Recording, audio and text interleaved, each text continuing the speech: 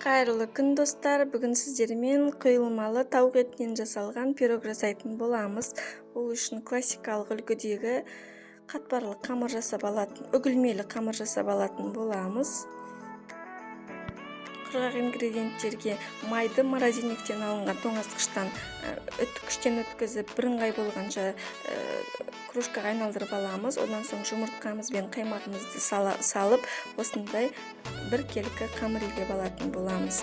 Бұл мен қамырды 2 пирогқа иледім, қалған ертең пісірем. Бүгін сіздерге біреуін пісіріп көрсететін боламын. Крышкасын жауып, мен 20 минутқа тоңазытқышқа салып қойдым. Енді біз оның салмасын дайындайтын боламыз. Ол үшін тауық етін қуырып алатын боламыз. Май құйып, тауық етін тұз салып және бұрыш салып, қара бұрыш қаламырса қызарғанша қуырып алатын боламыз. Сырды күштен өткізіп дайындап қоямыз.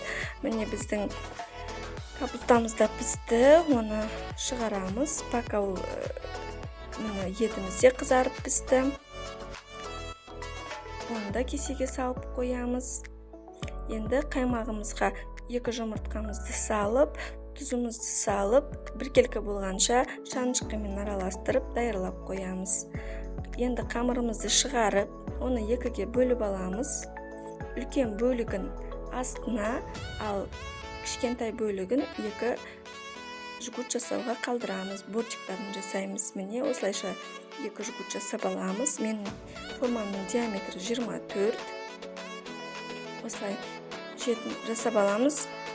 Бортиктарын жасағаннан кейін шанышқымен осылай тесіп, мен пергаментный қағазға салынған горохты осылай қойып, пеште 10-12 минут пісіріп алатын боламын. Сонда салмамен қосылған қамырдың ортасы шикі болып қалмайды. Енді мен начинкасын салатын боламын.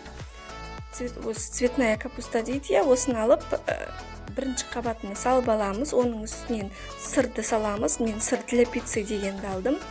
Сырды 2-ге бөліп саламыз.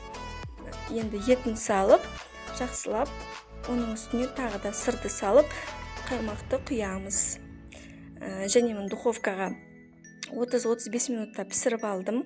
Астарыңыз дәмді болсын, міндетті түрде пісіріп көріңіздер. Сіздерге ұнаса лайк басып, каналға тіркелуді ұмытпаңыздар. Астарыңыз дәмді болсын.